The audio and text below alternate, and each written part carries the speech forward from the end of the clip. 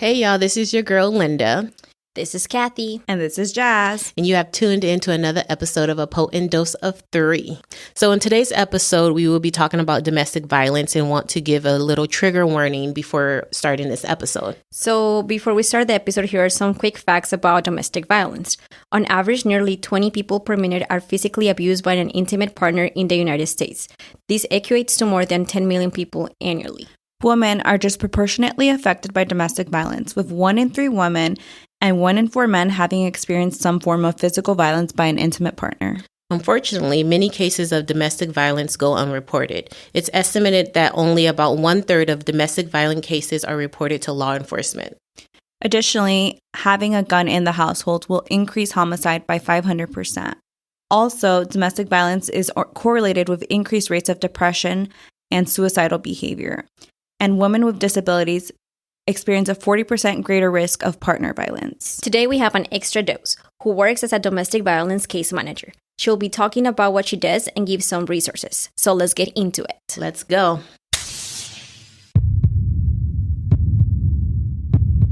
So I am so excited to introduce our extra dose for today. She is someone that has been my ride or die since we were 5. She's my future maid of honor. Sorry, sister, Michiko.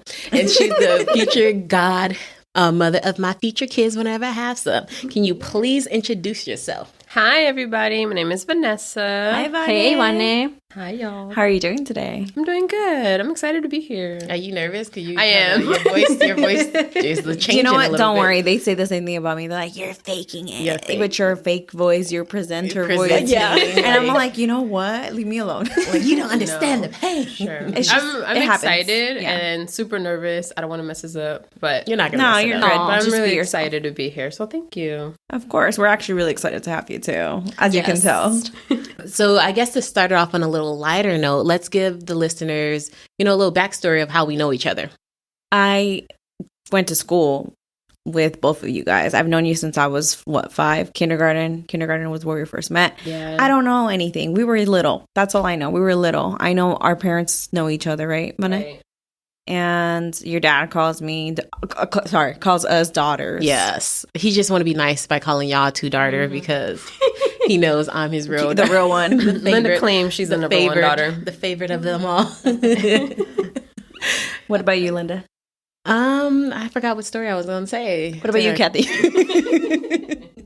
Vane, I met her since high school, and I remembered freshman year because I didn't want to take PE because I was lazy. We all were. We all That's were. the reason why we all took dance. Yep. And then, so we took dance, and it was like this big presentation, and Vane was my partner. Oh, boy. And there were a lot of takes. We practiced and practiced and practiced. A lot of practicing. A lot of practicing. What is that song?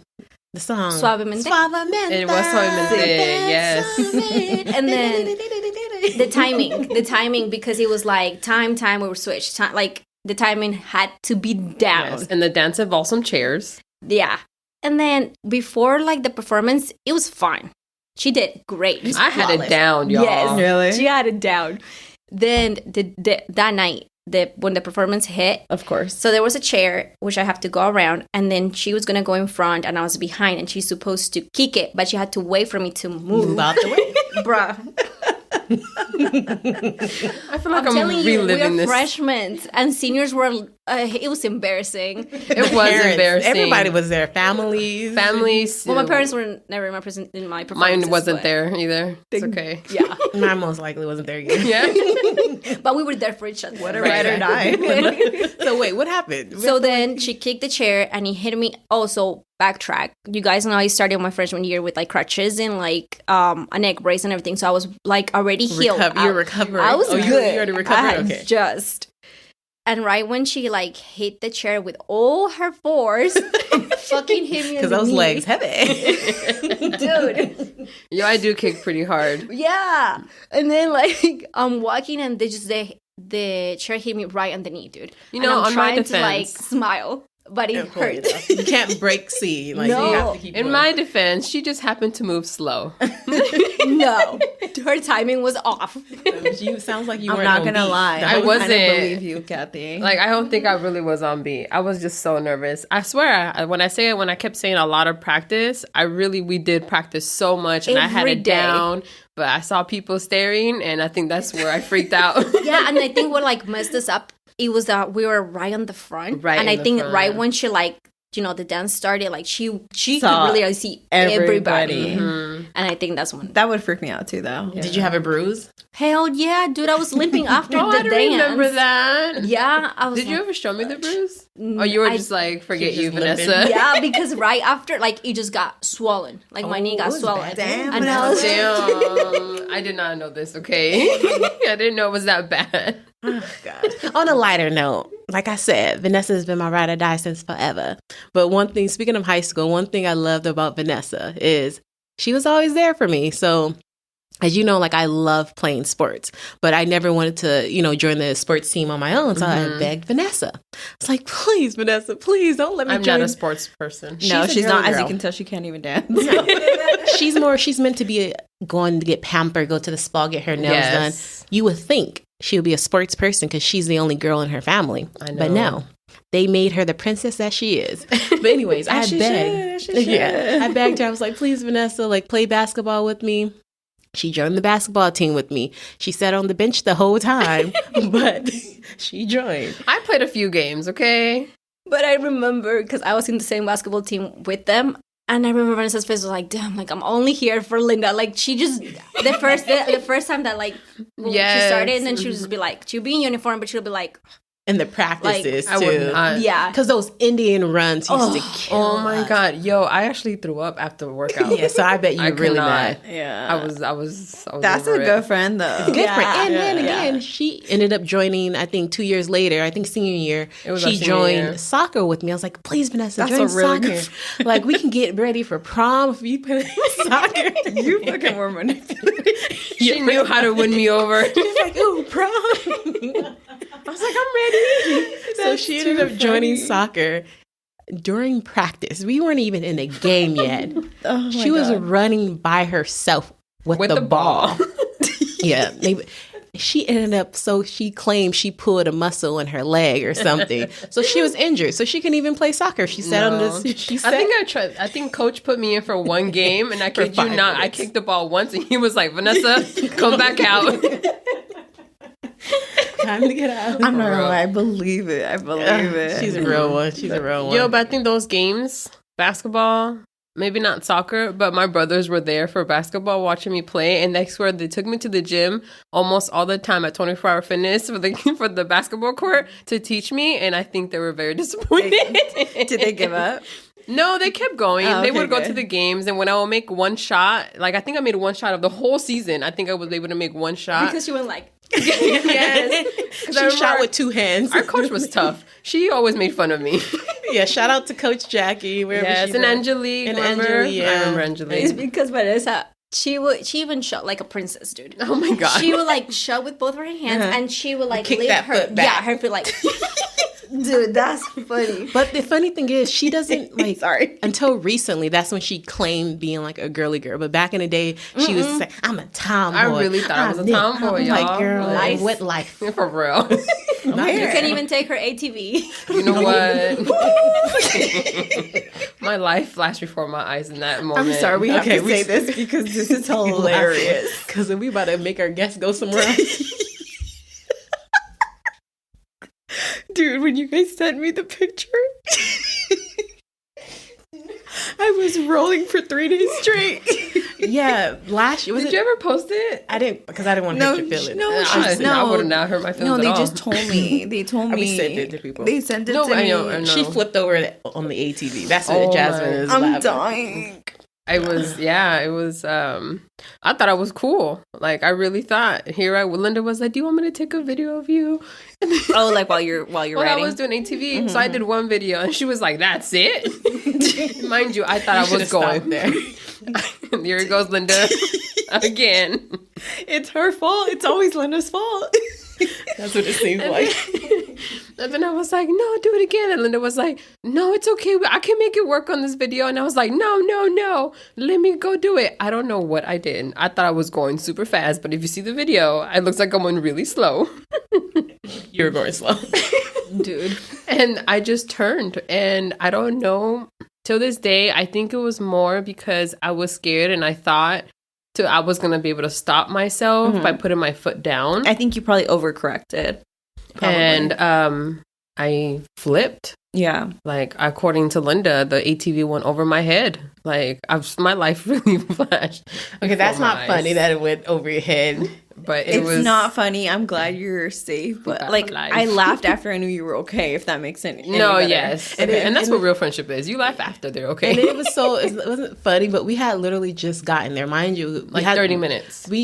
We drove. It took us like 2 hours and a half, 3 hours to get to Pismo Beach. We were there only on the ATV for like 15 minutes. Seriously. And so when Vanessa was showing Kathy and I her leg, it was like super purple. It was like swollen. That's crazy. Vanessa was like, "How is it?" We were like, "It's okay. Just shake it out." Because she's I'm a hypochondriac dramatic yeah. too. So we didn't want to freak her out. If we tell her, we would have to go to the ER. Yeah, pretty much. Yeah, and then I was so, and I trusted them, they're like in med school, they know what they're doing, they're future doctors. And so I was like, okay, cool. If they tell me that I'm okay. Girl, they in nursing school.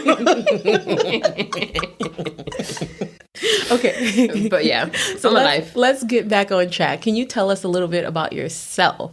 Yes. Meaning, like, are you in school? What do you do for work?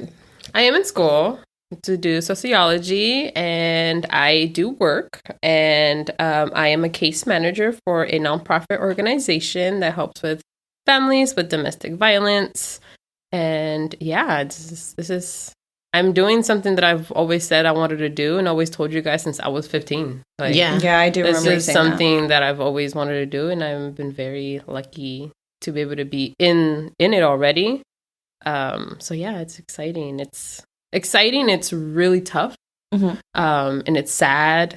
And then it's a lot of balancing my own personal emotions while I'm also helping those families that are in need.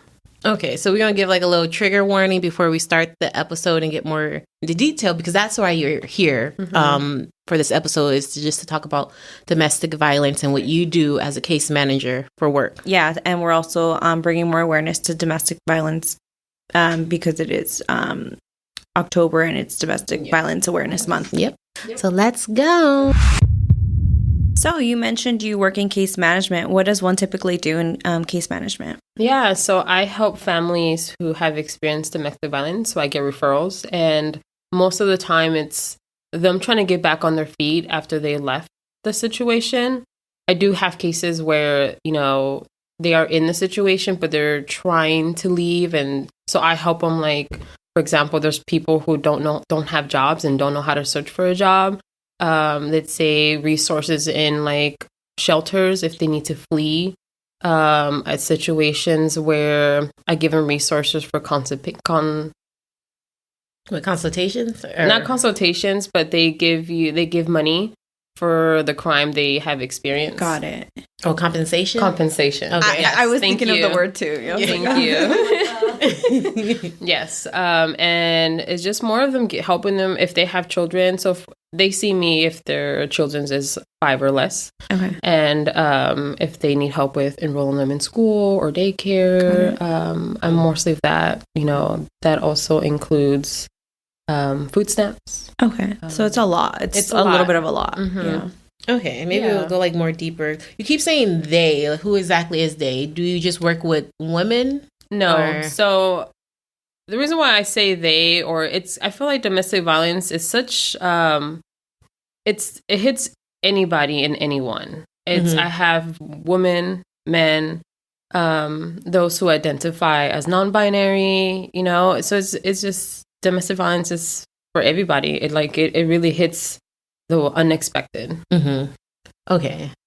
Do you typically see more females or males suffering from domestic violence? In my experience, yes. I can count on my finger how many males come forward. And I think it's mostly because of a stigma and stereotype. Right, where they're like strong, tough, and it looks weird or weak to ask for help. Yes. Okay. Yes. So, I know you mentioned that you also work with children as well.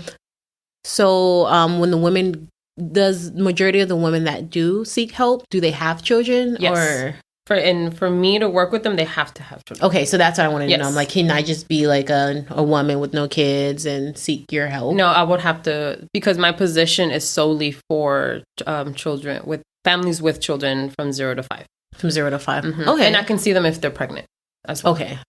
Good to know. Can you please tell our listeners the different type of domestic violence that there are? Yeah, there's so many. So it's physical, it can be verbal, isolation and control, which falls into psychological violence, emotional, sexual, it can be financial, it can also be stalking. It's just as simply of you trying to have someone stalk you. You can come and seek for help, and then we'll give you the right resources and the tools. And with your cases, what do you see? Like, what form of domestic violence do you see within your job? Physical. A lot of physical, a lot of financial, and definitely verbal, for sure, are the main ones. People who experience verbal abuse, do they ever talk about like how difficult it was for them to realize that they were being abused? Because I feel like verbal abuse would be kind of hard to catch on to sometimes, you know? Yes. It doesn't feel like abuse. I could see how it doesn't feel like abuse for a lot of people. And to piggyback off what Jasmine was saying, because a lot of people don't realize or see that verbal is a form of, verbal abuse is A form of abuse. So, like, how would you describe it in a way? Verbal abuse? It can be as simple as telling the partner that they're not worth anything and they're belittling, and it can just simply be like, you ain't worth nothing. You're here because of me, and that is that. Okay. Or someone else. You got to that place because of someone else. You didn't do it on yourself. Yes. Okay. So I know, is there like a season through the year that you see most like domestic violence cases? Yes, I feel like I get a lot of referrals during the holidays and like, during these times. Because I feel like people are more home, everyone's home. So there's more, I guess, the abuser has the time to attack, So yeah, it's around this time where it's pretty heavy load. Okay, and following that, do you work through COVID? Yes, I did. How was that for you? Like, how were you able to help through those times? Because I know it was really hard for people that were going through domestic violence. Yes, it was. I actually started when COVID just started. I want to say maybe the last couple of months when supposedly was getting normal. But I was still working from home. The struggle that I had the most is when you're fleeing, it's really hard to really flee, like escape that abuse, because the intimate partner still has some sort of control of you, in a sense of like, let's say most of my clients like, oh, well, he pays for my phone. So, he may check my phone. So please don't say who you are. And so it was hard that they couldn't come in and see me in person to discuss their needs, because they were always so fearful of them either coming home or just be like, who are you talking to? Because, that's another sense of control that they would get. Like, they couldn't talk to nobody to get help, because that means that they were going to disclose them and they would get in trouble. The cops would be called. Right. So I think that was the most difficult thing for me, of making sure that they were safe. Okay. And then I was even scared to reach out. And oftentimes, like, let's say I have the first initial meeting, and then I give them the resources. I follow up and be like, hey, like, did you get this email, or did you get my resources? Like, how can I help you? Like, but I was often so worried, I just started, right? And so I was often worried, like, shoot, like, what if the IP sees that I'm messaging them? They're going to be like, what is this? And like cause more harm to the victim. So that was really challenging during that time because I couldn't see them in person. Right. To give like listeners, I guess that is not like aware of domestic violence, can you give us a little, like an example or something, like how, like what type of cases you've dealt with so far with working as a case manager? Yeah. I feel like this past couple of months alone, I don't know, like if you guys still listen to the news or just watch the news, but there's been a lot of cases that end up being homicides. And I think that's the toughest for me, because a lot of it, if, you know, and I'll share the article with you guys, but there's like 4 homicides in one particular county in this year alone, you know, and these were all women and these were all partners that they had. And most of them in the article states that they did have an RO, which is a restraining order, but they still violated that restraining order, you know, and a lot of them were killed. And the dangers about it is that if the IP or the abuser has a firearm and they're already abusive, it will end and the abuser killing. And so just seeing that article, it was really tough because it's a true reality that I actually see in person when I'm working with these. And it's just like, that's also makes me feel like, wow, like, let me get it together and give them the resource they can so they won't be such another statistic. Until they can get out sooner than later. Yeah. Do you guys typically ask, you know, the people you work with if there are firearms in the house? Yes. Yeah, you do. Yeah. That's mostly our mental health department. Got it. Because they have to go through a mental health evaluation before they come to me. Got it. Wow, that's sad. What are like your ages? Because I know like you mentioned like the age range, but typically for the women or the families that came to you, like what are the ages of the mothers? So young. It's usually between the ages of 18 and 24. Wow. Yeah, I was reading. Yeah. It typically does happen at. Yeah. In those the are like the prime 20s. years. And it's really sad, you know, just when I seen their birth year and it's like, wow, like you're much younger, you know, and it's, you have such a long life ahead of you. But yeah, it's just usually 18 to 24. When you do case management and they're basically, you know, with you, working with you, have you seen one that they've like committed to, you know, fleeing or, you know, separating, or do you also like see kind of like that inner struggle in them where they're both? Like go back. Yeah. Okay. I see both. Mostly it's they already left. Okay. And the struggle is finding somewhere to go.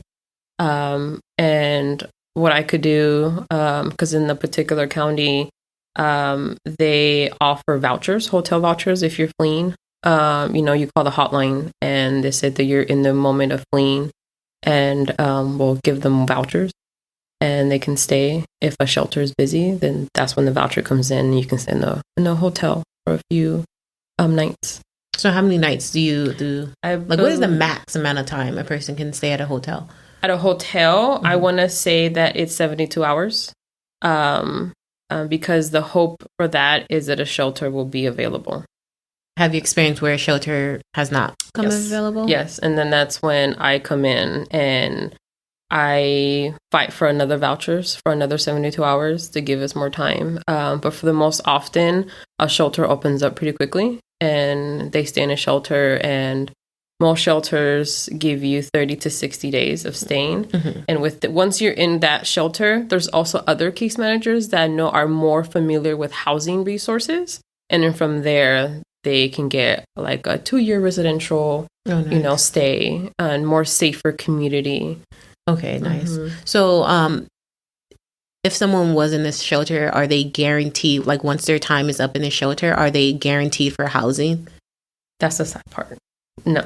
So what? The goal is to get them housing.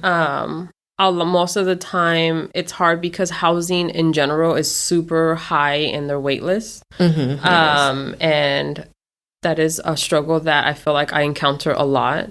And, you know, that's probably why a lot of people don't leave. Yes.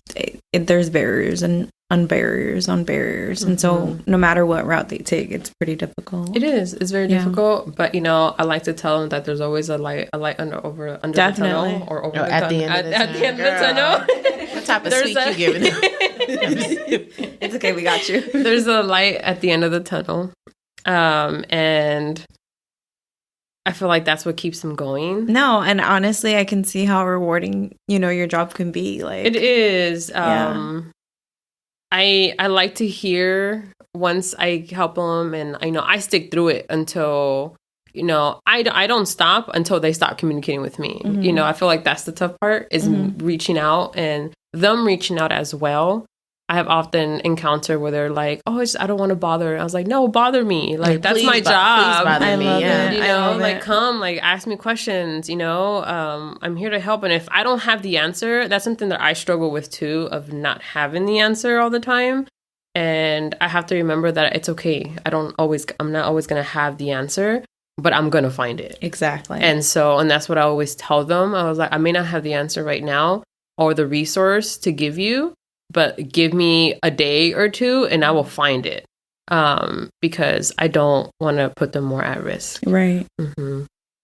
Okay. I guess so.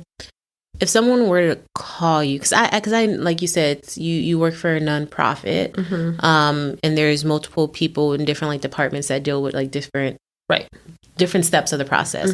So if someone were to call and say hey, I'm dealing with domestic violence, from that initial conversation, I guess what advice would you give them? Is it something quick as oh, here's this resource, leave, or how is that conversation? I'm curious to know the actual conversation that you have with the initial patient, when you first have that first encounter. Usually before they come to me, they have to already have a plan. So they go where did through I get that plan? From mental health. Okay, I was like, do they have the plan by themselves? Yes. Okay, so I would say you're the second part. I'm the second. You help them. They make the plan. You help them with the plan, right? Correct. Okay. Yes. So they call the hotline.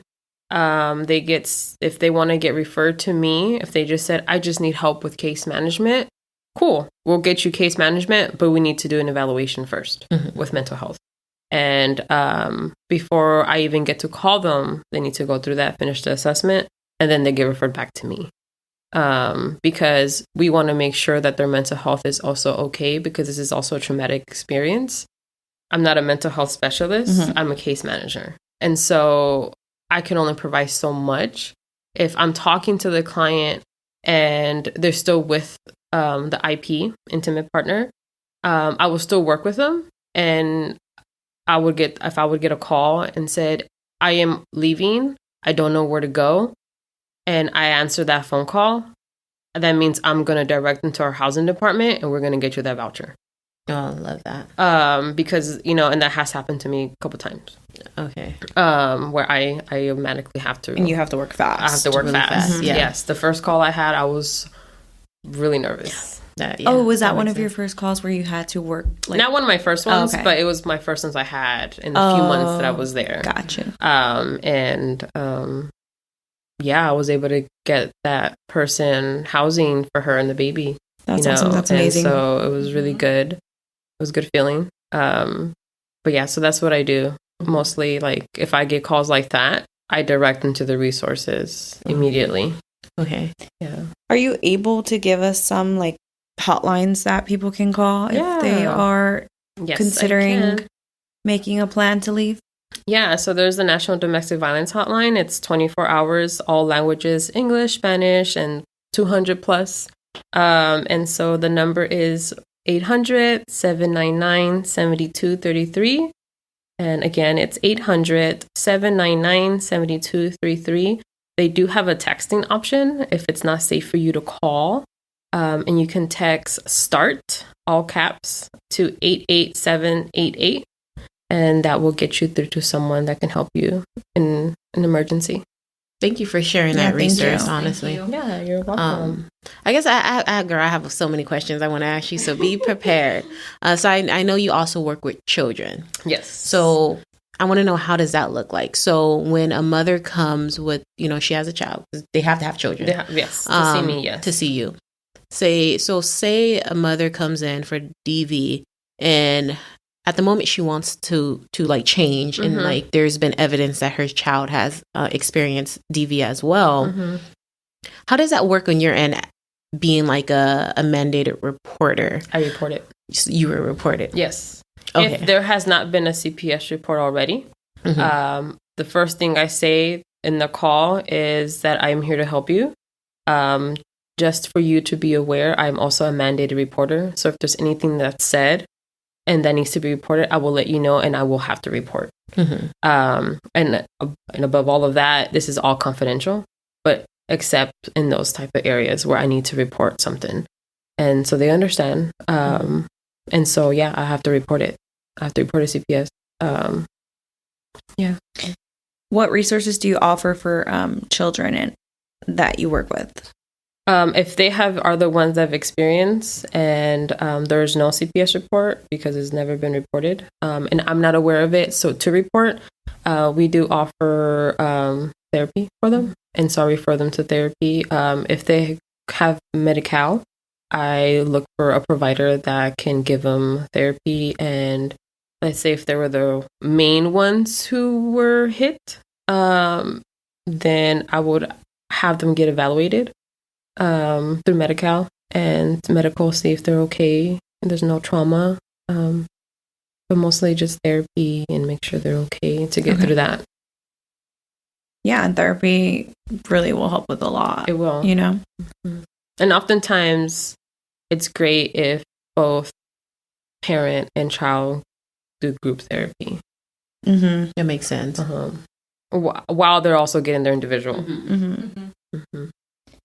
Do you guys find, I know like when you're trying to flee and you have children, like that's hard trying to figure it out. So do you offer like, I guess like help them with daycare and things like that? Yeah, so that's basically what I do. And then I feel I have to partner with a lot of people. So like, let's say I can get like maybe a couple spots reserved if I refer them internally. But it's not guaranteed, right? Because it's just like housing, childcare is so overlisted as well. And it's like you have to wait like years, like, and it's crazy to me.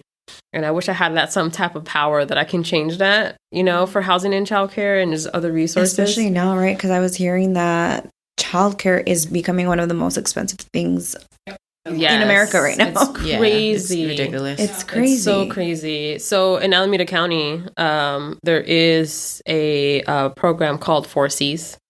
And that's an organization that helps with childcare. And you can apply. Anybody can apply. And it is income-based, I believe, if I'm not wrong. And after you apply, they will help you with compensation. Like, based on your income, like, hey, we can help you 30%, 50%, 80%, 100%, all the way. And then that's how you can get into childcare. So you work with the mom and the person that's being abused and the kid. And when they try to find a job, do you stay with them until like they find, like, do you like help guide them until like you stay with them until they're like the person they're stable? Yes, I do. Okay. Yes. So go ahead. And then my other question is, because I know right now it's really hard for people just to find a job in general. How do you deal, like, do you guys have like enough resources, or is that an issue that you guys are always having on top of with like housing, like you were saying, that it's so impacted? Jobs I haven't had a difficulty with that much. Yes, I give the resource, but I also want to make them feel independent.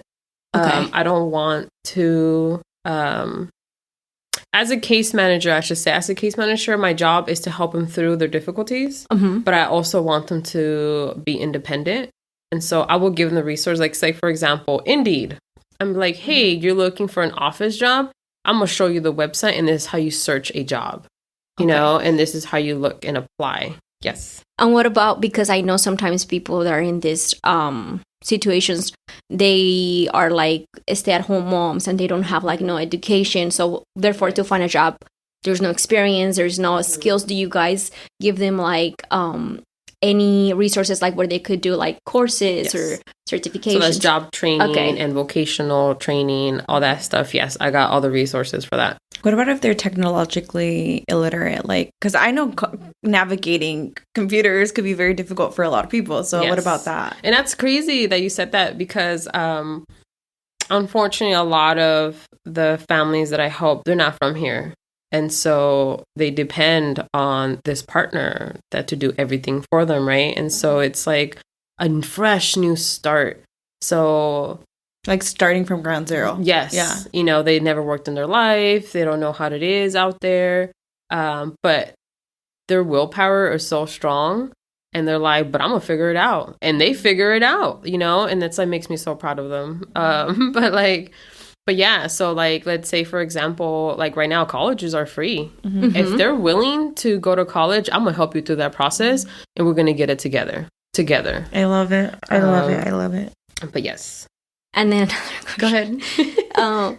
So I know, because I've heard it in the past, that people, like the people that are not, that are like immigrating, they don't have papers, can they call the hotline and be like, hey, I'm going through this process, would any police be involved? Because I know there's also like that fear. Yes. So when that happens and they're not from here, they can actually apply for a VAWA, which is you can get a green card, if I'm not mistaken. And because they have a police report, there's a CPS report, they're not no longer safe with that partner. And so they need to stay here permanently in order to get together themselves. So applying for that visa, temporary visa, can help you stay here longer and will not penalize you, and then they won't deport you back. Okay, and they won't be separated from their kid or anything like that. Okay, no. Okay. Got it. Great. Does working with I guess people who are not from this country and, you know, citizens, does that change the resources that you give them? Yes, it does tremendously. And that's what not bothers me, but it just makes me realize that there are different barriers that they have to overcome. Yes, and then I'm gonna get political, but like they really do prey on our downfall if you're not from here. And it's like so sad because I feel like they're here just to make it just like we are. And it doesn't make any sense to me why they can't get the same resources. And for example, like, let's say they're in the process of getting their green card, right? And this horrible thing happens to them. They obviously are afraid to leave because that means their process is going to get denied. Right. Wow. And so because of that, they are protected. And so it's just all about knowing your laws and the rights that you have. Like, It's okay. I didn't mean to cuss, but I'm going to direct it to a lawyer and you can talk about this with them. I was actually going to ask, because they're perfect. Because they do have rights and they are protected. And that's something that a lot of people are fearing of leaving because of that. And there are rights and there's laws for them that they will be protected and they'll still be able to proceed the process. You're just going to have to provide a letter, a police report if you have one. If you don't have one, but you're seeing a mental therapist, like just have your therapist write a letter that you had to leave because you're no longer safe in that relationship. So this letter, file a police report. From that police report, what could I do? Your lawyers take care of the rest. Okay. Yeah. And there are pro bono lawyers. You got to get a pro bono lawyer. Okay. Yeah. So it's just, so yes, resources is really tough because if you're in the process of getting your green card, you can get CalFresh. Or you can get CalWorks. Sorry, CalWorks. I think CalFresh now, it won't become penalized for you when you start the process and you do your interviews. But let's say if you get some other cash aid assistance, then you will get penalized and will make it much more difficult for you to get your green card. Would some people even know that would be a penalty? Like, no, isn't that crazy? And so that's terrible. It's crazy. So I didn't know myself this, right? And so I started this job and I was doing more research, and I have family myself who are not from here, So it's like I'm over here thinking like resources, like, why don't you apply for this? Right. Why don't you apply for that? But then once I look deep into it, it's like you can. because you're going to get screwed over once you start that process of becoming, a resident. Because here. that's the first thing they ask you when you apply for a residency. Yep. They ask government assistance. They ask you, like, when you start with the residency, they're like, have you received in the past medical, CalFresh, CalWorks, anything like that, and you have to list it, because if you don't list it and they invest and they find out, then bam, you're okay. Question. So what if you do list it? Are you penalized? Yep. If you list that you received it, you're penalized. Yes. So regardless, you're going to get in trouble. Yeah. Yep. But I want to say Medi-Cal and CalFresh are things that won't penalize you, because you need food and you need medical. But that's barely started, because when I came here, it was another thing. Yep. I want to say maybe a few years. That is just, it's new. I'm not gonna lie, you guys shed some light on me right now, because I did not know that. Yeah, it's tough. I didn't know that either. Isn't that crazy? Like, I'm just finding this stuff out like this year that I started with. Take y'all meds. That's gonna be our little slogan, getting all the information. Getting all this meds. It's a lot. It's a lot. It's a lot of great information too. This is some potent stuff. There you go. I like that. We're gonna use that. This is some potent stuff. Another resource that I would like to share, and this is not just for domestic violence victims. This is for if you're a victim in general. It's called CalVCB. And it's a compensation program for California. It's not a particular county, but it's California based. And let's say, just so it's not just domestic violence. It could be you been assaulted with a deadly weapon. It could be a child abuse, sexual assault. It could be elder abuse. It could be hate crimes, homicides. If you are a victim of these type of things, plus more, right? There's so much more they can be a victim of. Right. You can apply. And let's say because of that crime, so much trauma has went in you, and now you're paying out of pocket for mental health, like therapy, your medical expenses, because of this fear of you might get assaulted again. You're like paying like rent so much more, or a hotel, like different hotels, different rent. Is just like, that's money you're wasting because of your safety's concern. They will help you with compensation with that, as long as you save receipt and as long as this crime has been within the 7 years. You definitely are able to apply. Oh, nice. So basically, they'll pay back, keep the receipt within 7 years, no more than 7 years, and they'll pay you back. And I believe they also offer you, like, let's say you just moved in. Yes, this person doesn't know where you live, but it's that fear. Like, no one can take that fear away, and it's so sad. But and then they can also pay for security cameras. So what is the max? Is there like a cutoff of how much a person can be compensated back? I want to say that there is a max, but I don't have that on me. Okay, but listeners, they can just look it up. I want to say, like, I know of some people getting thousands of dollars for help. So it's just, I think if you just show the correct amounts that you've been, wasting your money in order to feel protected, I feel like they'll be able to help you with that. Yeah. Because the reason why I asked, because living expenses is so high, especially in the Bay Area. I know it's a California thing, because like rent, a person can be paying over $2,000 for rent. So that's why I'm curious to know, like, how much can they pay back? But, we can just like looking more into it. Yeah, I'll give you guys a website for sure. It's CalVCB. And whatever the resources that Vanessa or any of us are talking about today, they'll be in the description of the episode. Okay. So listeners, you can just go to the episode description and find all of these resources. I was going to ask you a question. I know since you do case management, you do offer like housing opportunities. One of the questions I had was, does the housing have to be within that county? Because what if you're just scared and you want to go to a different county? That's a really good question.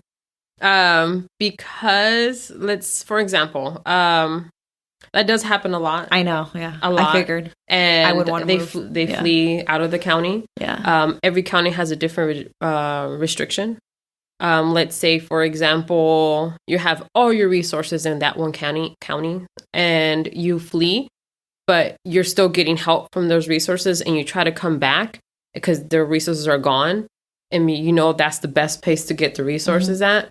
You have to come back, and you still have to wait 30 days to get those resources back. Oh, wow.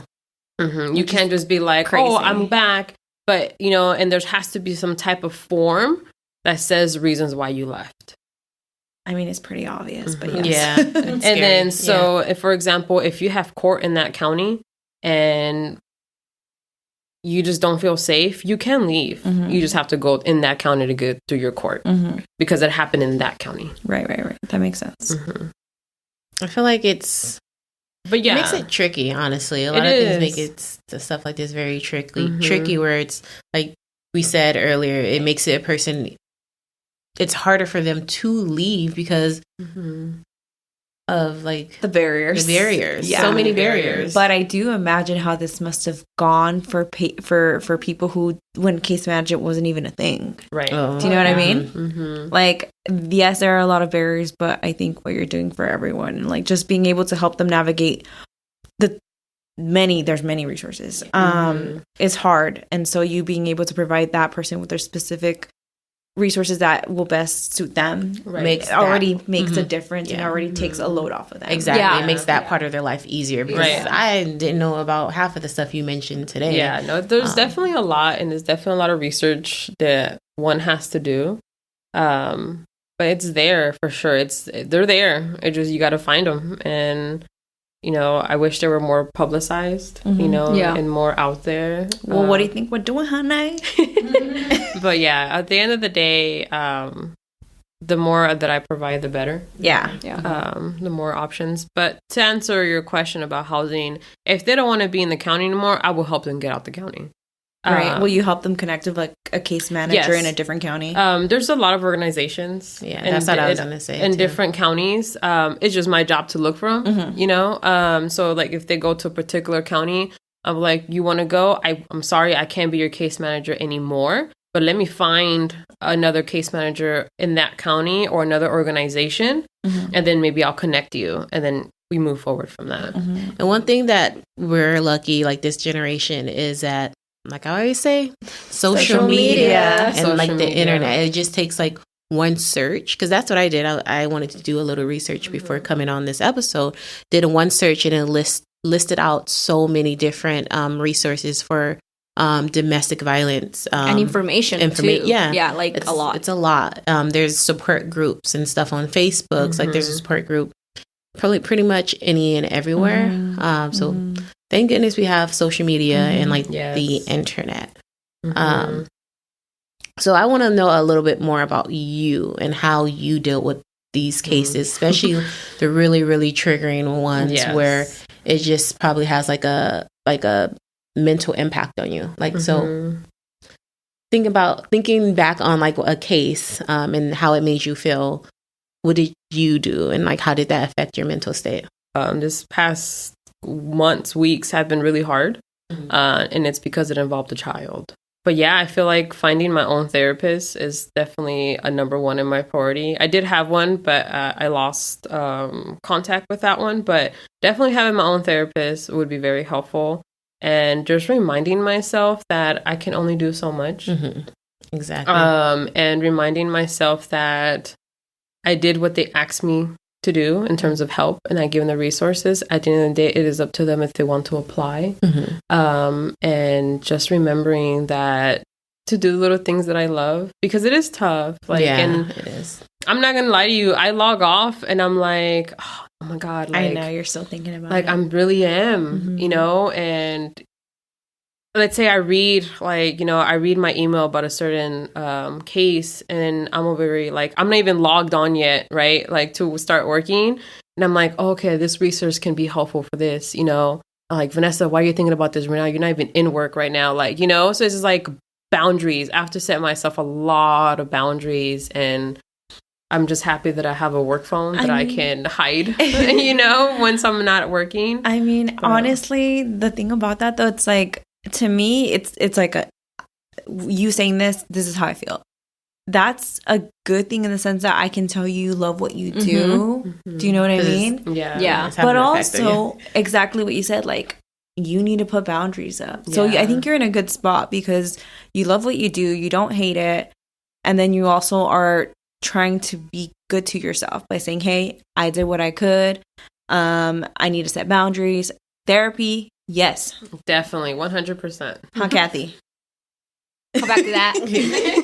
So I actually love to hear that you're doing this, you're taking the steps needed for yourself personally to kind of decompress. I'm curious to know, what does your company do for the workers when there's like stressful situations? Because you guys deal with a lot of heavy stuff. So how does your company help with that? We have weekly check-ins where we go on and we just like, hey, let's talk. This has been a tough week. How are you doing? And so I think that's really helpful. I build connections with my coworkers. So like we go and get coffee if we need to, and if we are working and we hear about a really horrible case, we're like, hey, in a couple of, in the next hour, we're going to have a Zoom meeting of reflection. So they're quick to jump on it and be like, okay, we just heard a really tough case. Those who are involved in this case, please hop onto the Zoom link. Or if we're already in person, we're going to meet in a room and we're going to talk about it, because at the end of the day, like we have to be okay in order to keep helping. My company does offer mental health days. And so that's really helpful. I love that. What does that look like, your mental health days? So I just, let's say, I feel like I took one this past Wednesday, and it was mostly like, hey, this caseload has been a lot. I'm going to need a day. Like a day off. Yeah, a day off. I'm going to need a day off. And then they were like, cool, sounds good. Nice. I love that. And you get paid? Yes. Okay, I'm just checking. Because that's another thing, when people are not compensated, or workers are not compensated for their days off. It's like, I'm not going to want to take off work because I got bills to pay. I got things to do. So I'm not going to take that mental day off. And then can I just say, and it's sad that I can't mention my company because all I want, because of, I don't want to violate any regulations and stuff like that and protect myself as well. But this has to be one of like the best companies I've worked for. Shout out to your company. Because like I really feel taken care of. I love that. And like in all the senses you can think of. I love right? Oh, that's great. I think I've never, like being in this position really makes my 15-year-old self happy. Oh, wow. Because it's really wow, Vanessa, you really wanted to do this. I'm gonna get emotional. But it just really makes me happy. And I'm happy for you, to be honest. I'm going in the right direction. Yeah. And be able to help all these people and everybody who really needs the help. You stepping into your purpose. Yeah. Stepping into my greatness. Yeah. I love it. I love it. Yeah. But yeah, I've had jobs who say they care, but they don't. They really don't. And this is the one job that they say they care, and they really do care because we're all struggling together. They walk the talk. Yeah, so it's really, I'm really happy where I'm at. I love that. But yeah, I love that. And I thank you so much for sharing. Yes. This episode is not over yet. What I want to do is just real bounce off of each other with just giving the resources that we found within the Bay Area. I'm going to pause it. Don't worry. We're just going to give the listeners just resources. If there's anything else you want to talk about, we can. I think I would like whoever's listening to, they said it is a trigger warning and it is a lot. And so I just want the listeners to really take care of themselves. And after listening to this, because it's heavy, take care of you, boo. Take care of you. Oh, to just piggyback off of that, what is one thing or one advice that you would give someone on like how they can help a family member, help the loved one that's maybe seeing domestic violence for someone, that they care about? Sharing that they are not alone. I feel like a lot of the cases that I have, almost 100% of them feel alone. And if they're not alone, they feel like the family doesn't understand them because they're probably like the first ones who are dealing with it and actually moving on. There's, believe me, there's been a lot of cases where it's taboo. Like, why are you even saying that? We're all deal with that, So I would say that definitely show your support, give them the resources, and also at the end of the day, if they're not willing to take that help, just know that you have tried, because at the end of the day, it's it needs to be their willpower to leave. Yeah. I agree. And as someone who grew up in a house of domestic violence, for years, I always wondered why, my parents would stay in a relationship so toxic and so abusive. And I think after repeating the cycle myself, I learned really you can't judge somebody. You don't know what they're going through physically, emotionally, psychologically. And so I think one of the biggest things I've learned along my journey is really to not judge them. Mm-hmm. If anything, try to understand them and just be there to comfort them and do what you can, whether that's providing resources or directing them to someone who can provide them resources. I think that's one of the best things you can do for them. Mm-hmm. I agree. Love that. Yeah. Yeah, I agree. Yeah, it's definitely tough. And it's sad that you can't get them out of it when you really just want to pull them away and be like, oh yeah, it can feel very like I you can get angry sometimes. Like, why are you just want to shake them to snap out of it. But sometimes they are aware and they are trying, or sometimes they aren't even aware, It's crazy. It is crazy. And it's, I think that's where knowledge becomes very powerful. Definitely. Because I feel like I learned so much starting in this company. I was like, wow, I didn't even know that's what domestic violence was, and so I feel like, like you said, just knowing and not being so upset at the person, wow, like if I was you, I would have been left, and that's the thing, because I feel like I've been on the side where like the frustration side is like, what's wrong with you, like you're in this situation, why won't you just leave? And like you guys are saying, like you don't know what they're going through. They probably feel stuck. Trust and believe, I'm sure they do want to go. And many of them stay because of the kids. They think that's healthier. Or they may be psychologically abused and don't know what they're going through, Yes. And Stockholm Syndrome is a real thing where like your abuser has basically shifted your mindset so much to the point that you start to believe that what they're doing is love. Right. And then you start apologizing to them. Yeah. Mm-hmm. Yeah, it's crazy. It's really sad to see. And then all I can say is just really be supportive to those that that you love, because at the end of the day, they're going to remember that. And don't ever be so tired of listening to them, because I feel that you hear the story over and over again and you're like, okay, what's going to change now? I will say this. Because after being, in an abusive relationship myself and then getting out of it, I had a friend who was in an abusive relationship. And for me, it was not healthy to have them around me while I was still healing. Right. So again, I also think it's okay to put boundaries. Because, yes, I agree. I love that you said that, because that was going to be my next comment. Because it does become overwhelming and a lot. I know a lot of people don't want to talk about being the person that person comes to all the time, but it's a lot. And then when you feel yourself getting overwhelmed and becoming like in a deep depression, because it is a lot. Make sure you just take time for yourself, take a step back, give the person the resources, and let them know like, hey, I'm not in a position to help you right now, but these are the resources and they're more qualified to help you. Right. And I think just stating that goes a long way. I agree. Right. Yeah, because it shows that you care, but you just may not be able to handle that right now. It's crazy because I feel like domestic violence itself, it's still very quiet about it. Like, you're not supposed to say anything. You're not supposed to describe what you're experiencing. So, like, a lot of people don't know about any resources. Yeah. And that comment of like, what happens in that home stays in the home. Exactly. And that's that mindset of like, we need to like get rid of. Right. And it's true because, like you were saying, they're not like very public with the resources. And it was funny because we were in a cafe in Alameda and I went to the restroom. And in the restroom, which is like, I love that. Yeah, there was a flyer. Like, I was with my business, but I saw, and I was like, oh my God, that is so like such a good place to have it.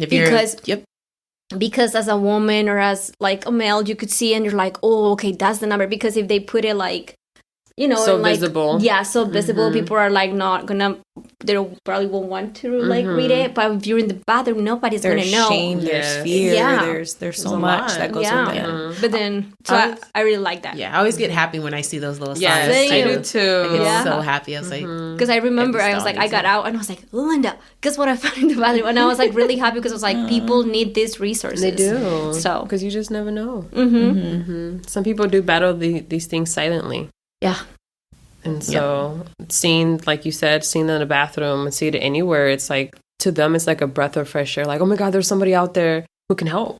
You know? Definitely. So here are some resources that we would like to give you guys, just, if you're dealing with it or you know someone that's dealing with domestic violence, or you may just need to one day know this information. So we're going to list, a few of the informations or the resources. We could start with CUAV, which stands for Community United Against Violence. The website is cuav.org, and this resource is for people that are in the LGBTQ plus community. If you're looking for compensation, you can go to apply for CalVCB, and the website is victims.ca.gov. You can also check out rubiesplace.org, which is in Hayward. If you're looking for some guidance on law or how to navigate this, you can check out Family Violence Law Center in Oakland. And if you're a Spanish speaker, you could also reach out to the Center of Domestic Peace.org. You can also check out futureswithoutviolence.org. And there's also Las Casas de las Madres in SF. And the hotline number that you guys can call is 1-800-799-7233. If you prefer texting, you can text START in all caps to 88788. And the website for the hotline is thehotline.org. Thank you for listening today. We know we talked about a lot of difficult things, but we hope our episode today helped you or someone you care about. Don't forget to email us at apotentdoseof3@gmail.com with any questions or any topics you want to discuss. And don't forget to follow us on Instagram at apotentdoseof3 and follow your girl, Linda. I forgot, Linda, what it's called. Oh, shoot. No. Wait, Linda the FMP. There you go. Bye. Bye.